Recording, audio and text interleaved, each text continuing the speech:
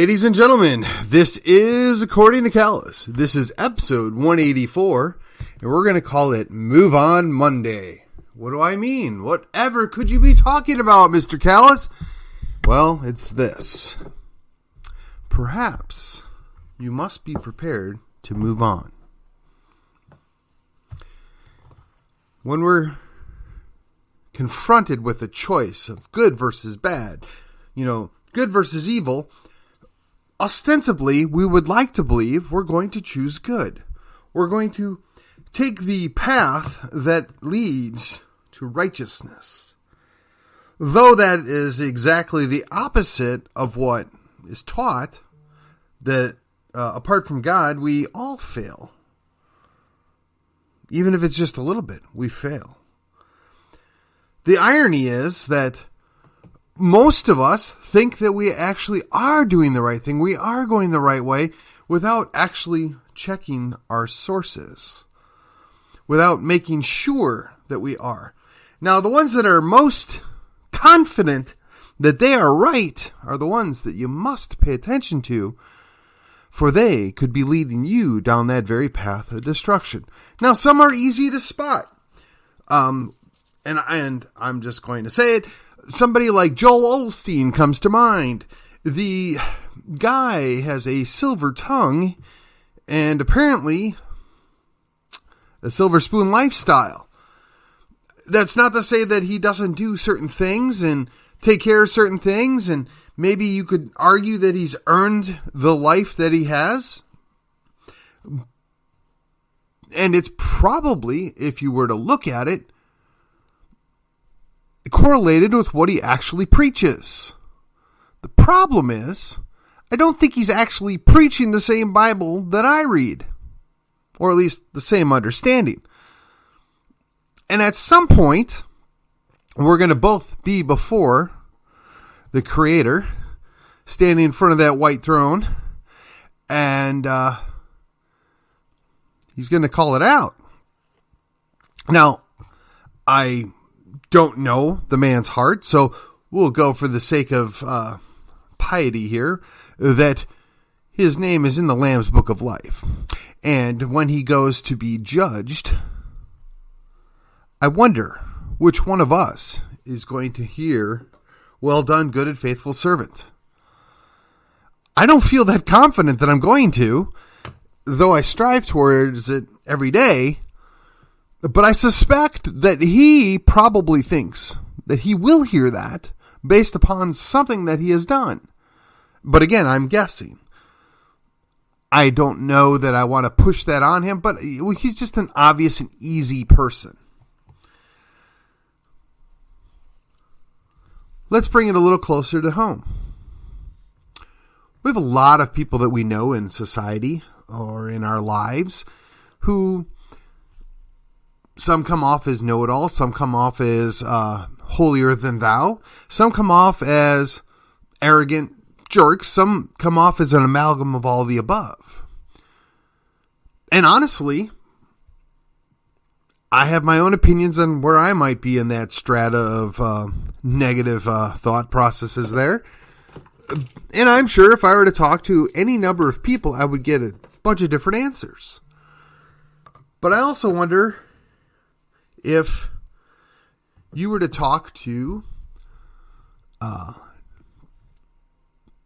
objective people, if they would have similar answers on different people. So let's pause on that for just a second. So the idea is we have to be objective. We need to not be subjective in our judgments, though everybody has a subjective nature when they're making a judgment. So if we're looking at things strictly from a good versus evil or good versus bad, it's a rather black and white world. And it's helpful, it's useful. And it generally works to where things are easier to understand. But when you're dealing with people, and we're all fallen, is it maybe more appropriate to use a different metric? Go with me here for just a second. A metric of good versus good enough, perhaps. Now, obviously, you don't want bad. Obviously, you don't want evil. But if you look at everything that doesn't quite measure up as being evil or bad, you're kind of painting yourself into a corner.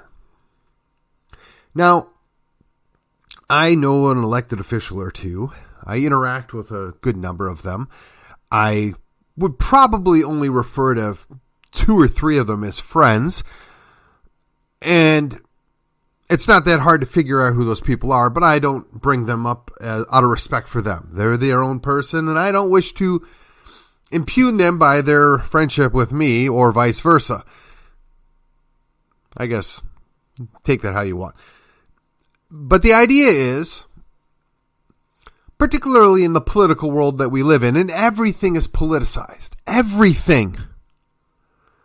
I mean, for instance, we have a legitimate known problem in the town I live in, whereupon that because there's a generous and rather wealthy society that lives in Cumberland County, we tend to look after the least of these. Do we do a great job at it? No. But we tolerate and encourage behaviors that are not necessarily ideal because we reward people for doing them. And more people move in to take advantage of that. So it becomes a problem. And you have certain segments of the society that feel that homeless or poor, or however you want to phrase it, should be treated like cockroaches. Then we have other certain segments of society that want to treat them like saints. They equate them with Jesus because Jesus was homeless and he begged. And again, really bad theology.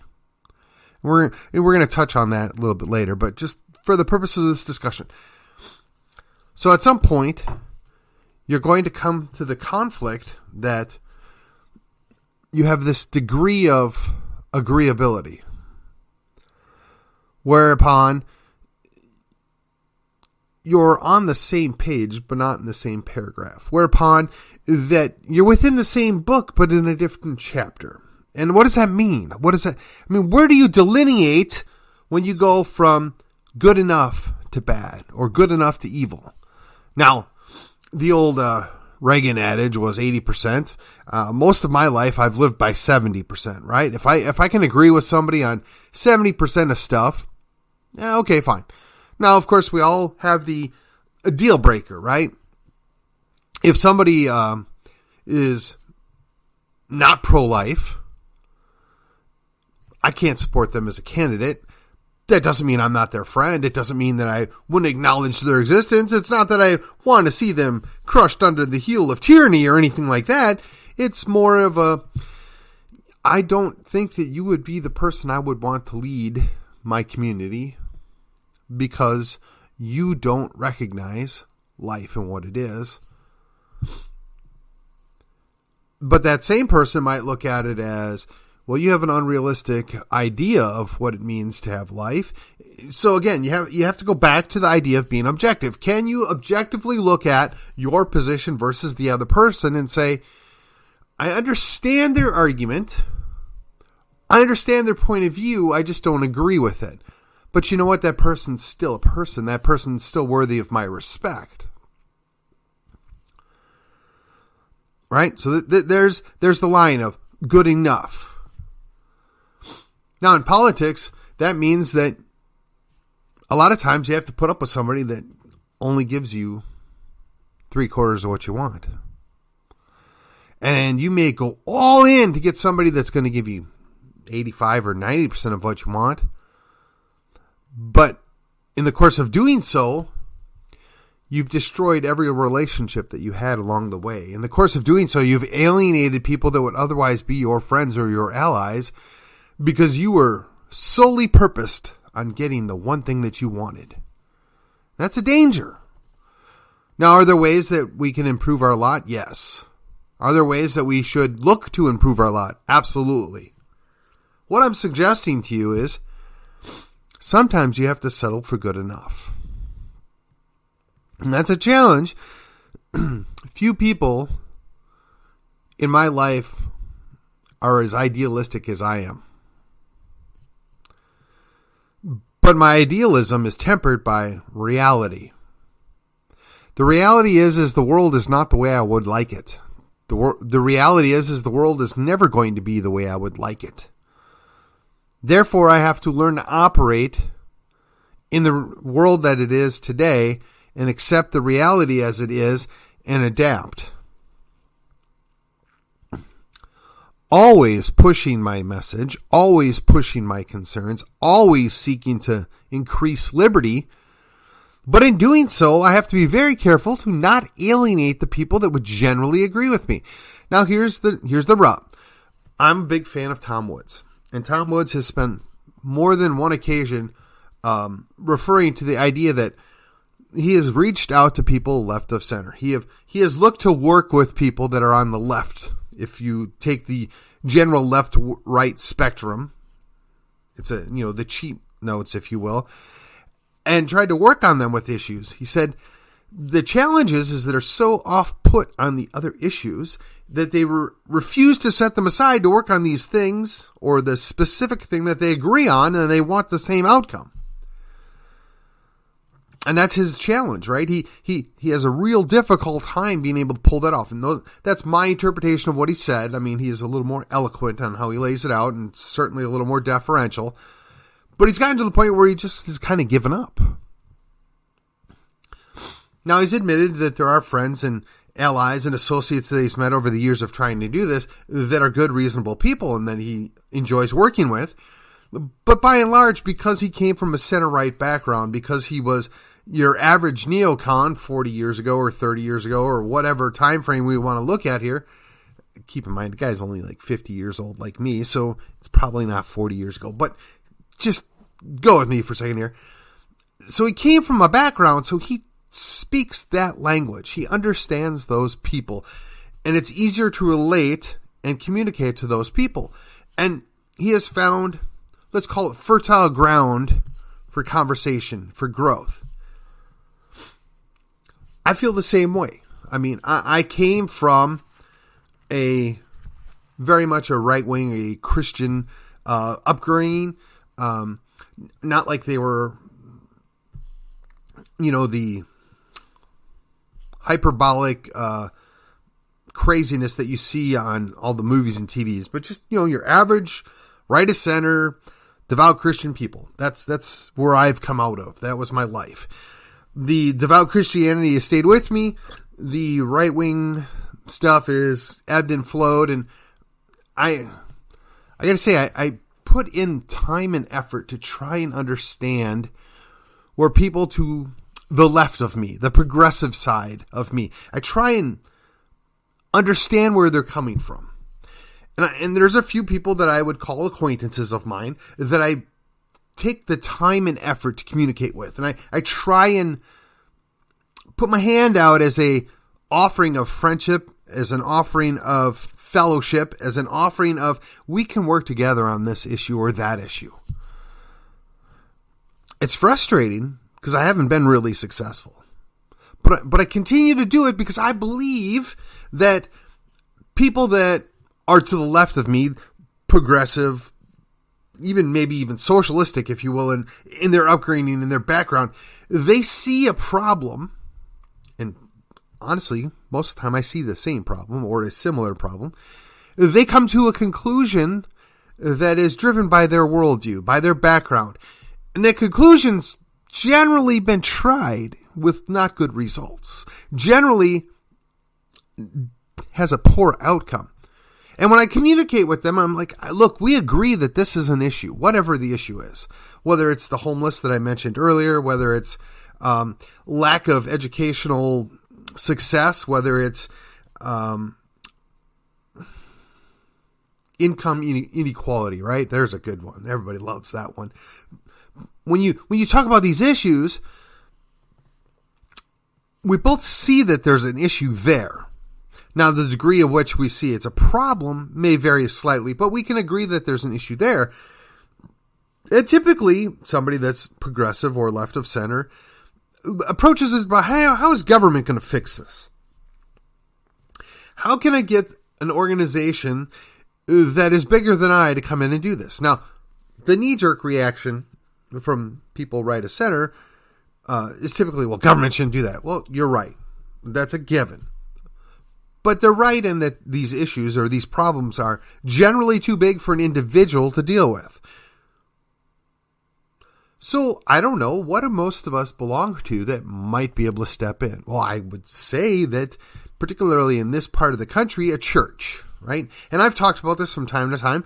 This is the church's job, the opportunity to look after the least of these, to assist with these things, to provide things willingly, and allow people to give willingly to help these people. Now, some churches do a better job than others. I'm not here to critique my church, or another church per se. I'm here to say that we could do a better job. Then the churches have actually stepped back and said, well, wait a minute. If we continue to do the same things that we've been doing, are we maybe perpetuating the problem? So my church, and I'm going to use this as a reference because I went through it about 2 years ago, they found this book called Helping Without Hurting.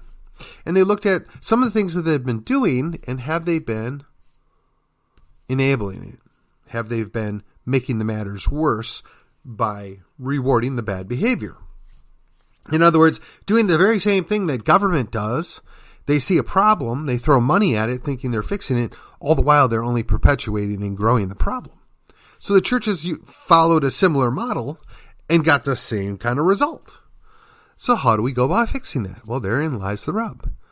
You have to have those discussions. You have to talk about what is it we're looking to actually accomplish, what has been tried before, and how were the results meted out, right? What were the end goals, and what was the end determination? Did we actually reduce these things? Did we actually change the outcome? And I gotta say, I don't have all those answers. I would make a safe bet that we probably didn't. Because if you're doing the same thing that you know doesn't work, you're going to get the same basic result. So this ties directly into the idea of mass group rights versus individual rights. Now, I've talked from time to time, one of the purposes of government is to protect and defend individual rights.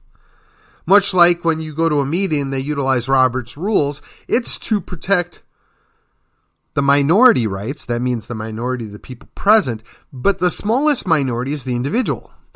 So each individual should have an opportunity to speak their mind, or at least feel as if they've been heard, ideally.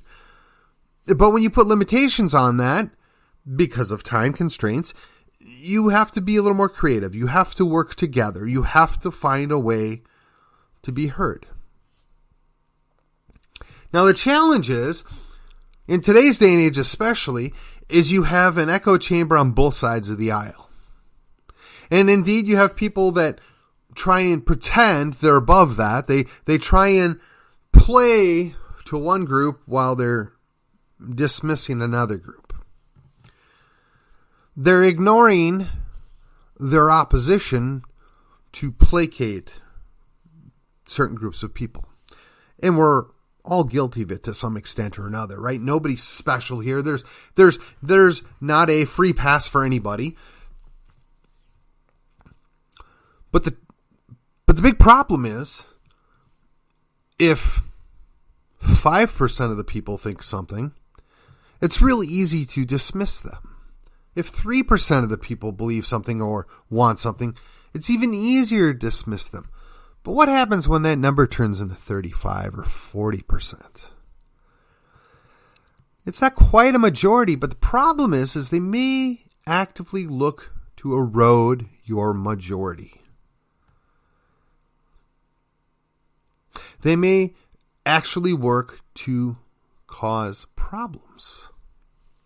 We've seen this play out in several European countries, and to a lesser extent here in the States, whereupon that 30 to 40% of people, they get tired of playing by the rules. They tend to bend the rules. They do what they need to do because they have the plurality of which to do it with. And they bring down the power of government upon them and actually encourage their people because of it. It's a really sick cycle, right? We want more government, so we misbehave so the government increases so that we get the more government that we wanted. It's a sick cycle. It really is. So when you look to defend individual rights, when you look to stand for those people that are mischaracterized, cast aside, it puts you on the receiving end of some rhetoric that can be unpleasant at times. The idea is that even though I don't agree with this person or this issue, I am going to show them the appropriate respect that they deserve, which is to be heard. I'm going to give them the opportunity to feel like they are participating. Some people struggle with that, particularly a lot of people that have a title after their name or before their name. And that's a challenge, right? Because if there isn't mutual respect, society gets broken. And I, for one, like society. I like the idea that, if I go down the street, it's relatively safe. I don't have to worry about somebody coming and holding me up or putting a knife in my back, wanting to take my wallet. And yeah, I know. Look, there's Rambos out there. You all are Billy bad boys and you can handle yourselves and you're not worried about any of that. That's fine. But if you have a daughter or a young son, they're not you. They're not able to do that.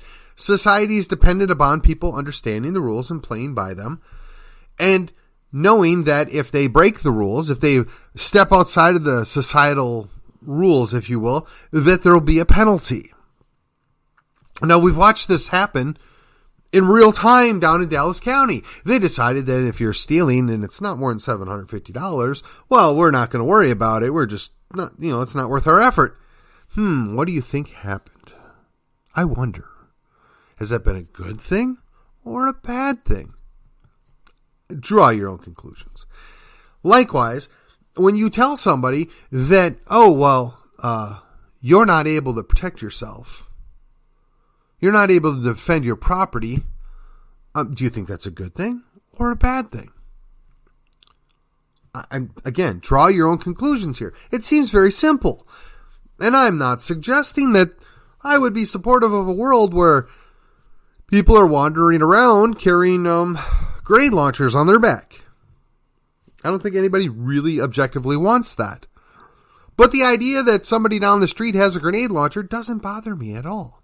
It doesn't keep me awake at night. What does keep me awake at night is the possibility that at some point in the future, I might have 5 or 10 members of a SWAT team show up at my house, bust down the door, and, kill my dog, throw my wife out on the ground, and arrest me for something that I've said. Does it keep me up at night? No. But it is kind of a concern in the back of my head because we have seen this play out.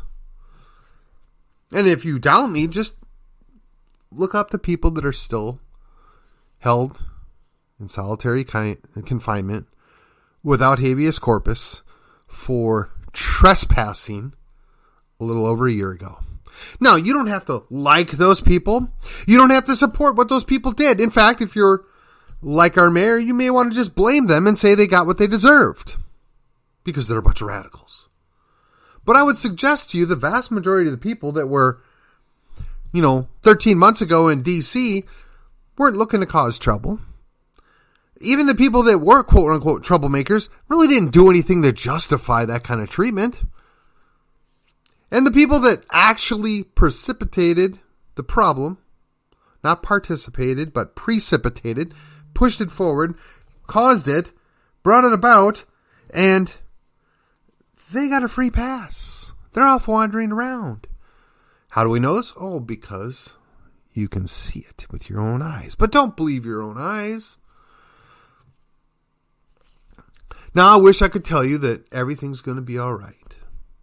That the world's going to go back to normal and Trump's going to ride in his white horse and save us all. But that's not the way the world works. And I'm really certain that that's not what I want anyway.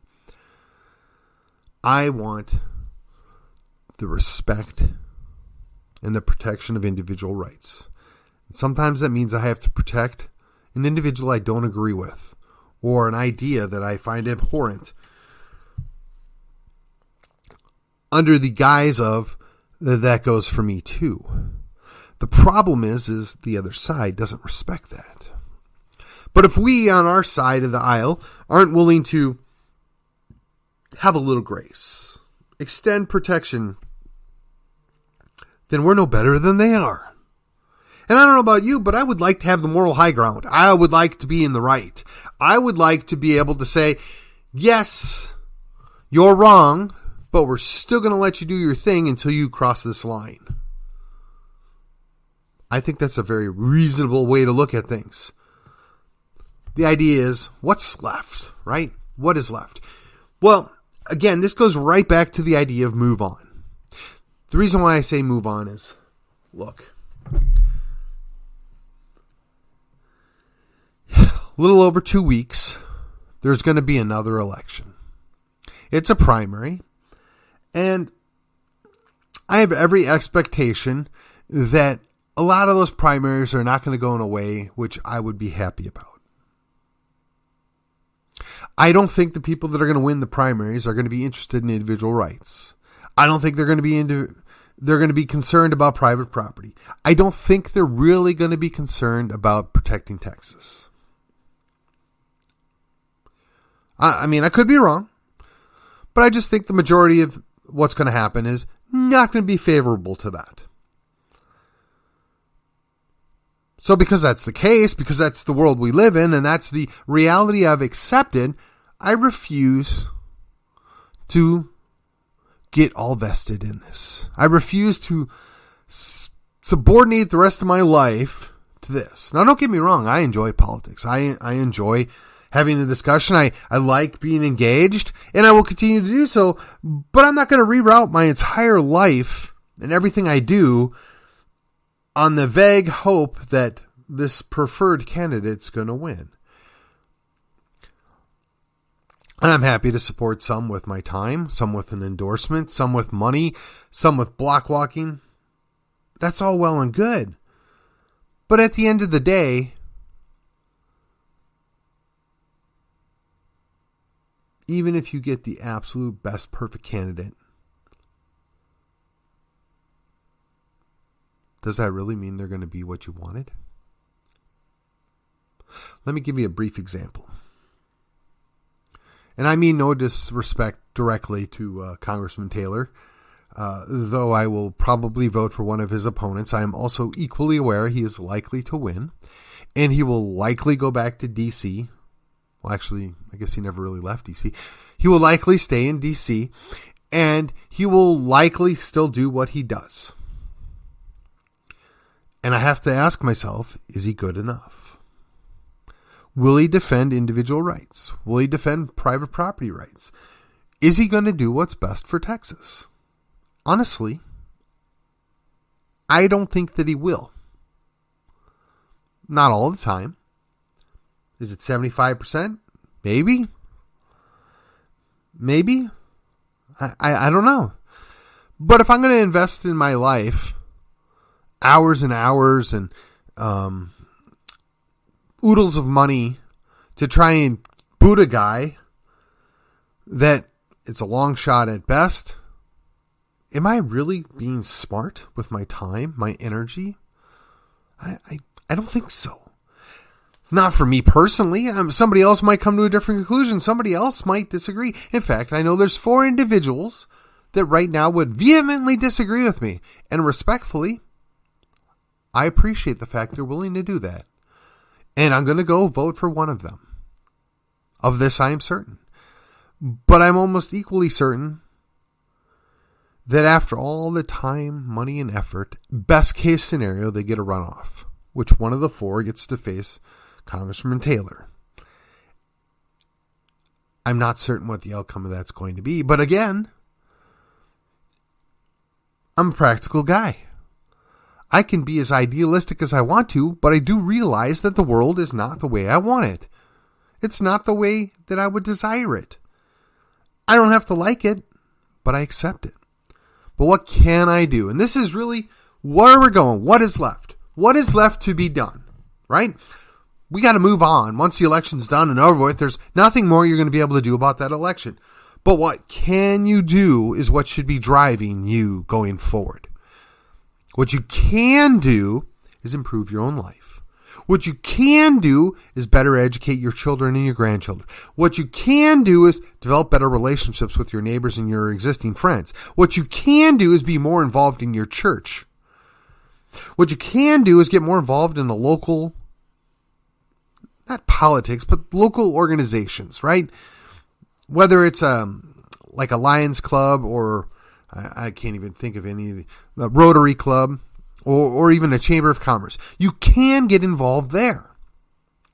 Now, when you go there, you might have to put your politics up on a shelf for a minute. You might have to accept that, well, I'm really in a small minority of this group of people. They're really not concerned about the issues that I'm concerned about, but they are concerned about people. They are concerned about this or that, whatever it might be. And I find that valuable and interesting. So I'm going to go there and set aside my political concerns, and work on these. These are practical concerns. What you can do is make a better and bigger impact in your direct society around you.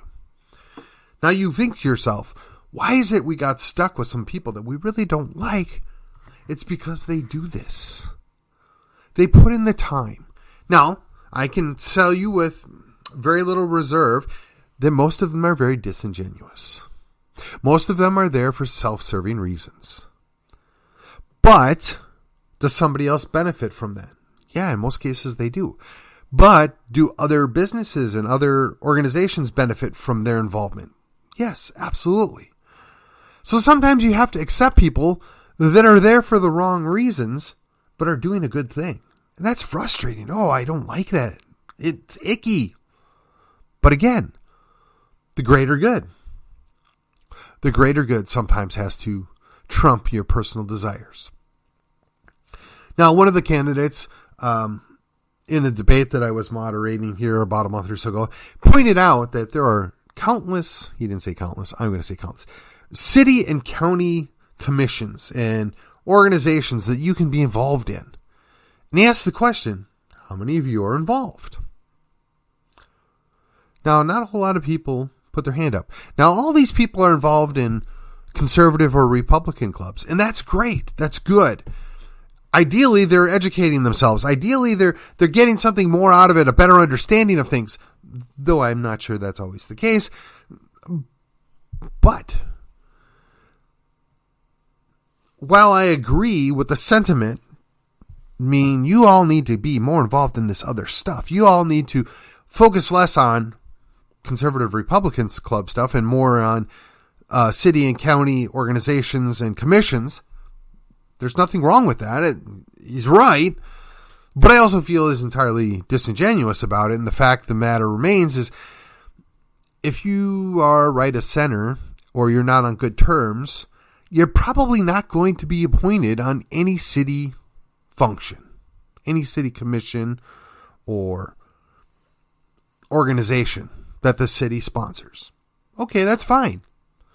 I don't like it. I don't like that the mayor would disregard what a good number of people in his city think because he doesn't agree with them.